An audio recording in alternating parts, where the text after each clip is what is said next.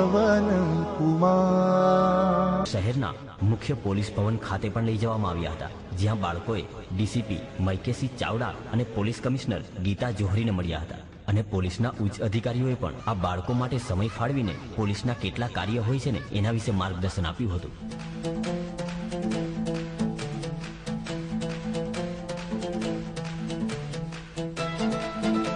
ગાડા અને સાયકલ જોવા મળે છે તે વિસ્તારના બાળકોએ સ્વપ્નસમી ગાડીઓના શોરૂમની મુલાકાત લીધી હતી અને આ આખા શોરૂમને અંદરથી અને બહારથી રસપૂર્વક નિહાળ્યો હતો.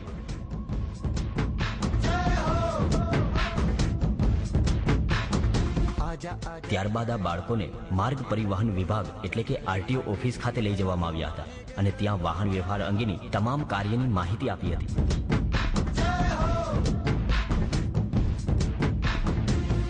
आजा जिंदे शामी आने के तले है, आजा जरी वाले नीले आसमाने के तले है.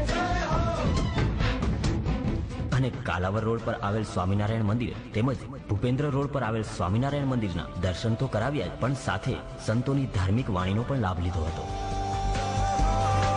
જોવા માટે બાળકોને ત્યાં પણ લઈ જવામાં આવ્યા હતા. सच्ची मैंने जान गवाई है, नच नच कोयलों पे रात बिताई है, अखियों की नींद मैंने फूकों से उड़ा दी, गिन गिन तारे मैंने उंगली जलाई है. અને ત્યાર પછી રેડિયો દુનિયા જોવા માટે 93.5 રેડ FM ની અંદર લઈ જવામાં આવ્યા હતા. ત્યાંથી કઈ રીતે પ્રસારણ થાય છે, કઈ રીતે બધું રેકોર્ડિંગ થાય છે, કઈ રીતે સ્ટુડિયો હોય છે અને કઈ રીતે ત્યાંના આરજે બોલતા હોય છે એ વિશે સંપૂર્ણ માહિતી મળી હતી અને બાળકો પણ ખૂબ સુંદર રીતે આ નિહાળી અને ભાવ વિભોર થઈ ગયા હતા.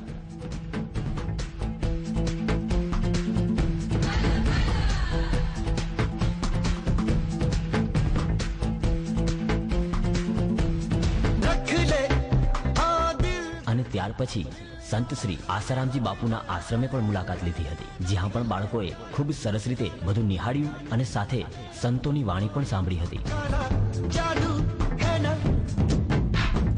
બાલ ગણેશ ફિલ્મ પણ બતાવી અને ત્યાર પછી સ્કૂલમાંથી વિદાય વખતે બાળકોને મોદી સ્કૂલ તરફથી સ્કૂલ બેગ ભેટમાં આપવામાં આવી હતી.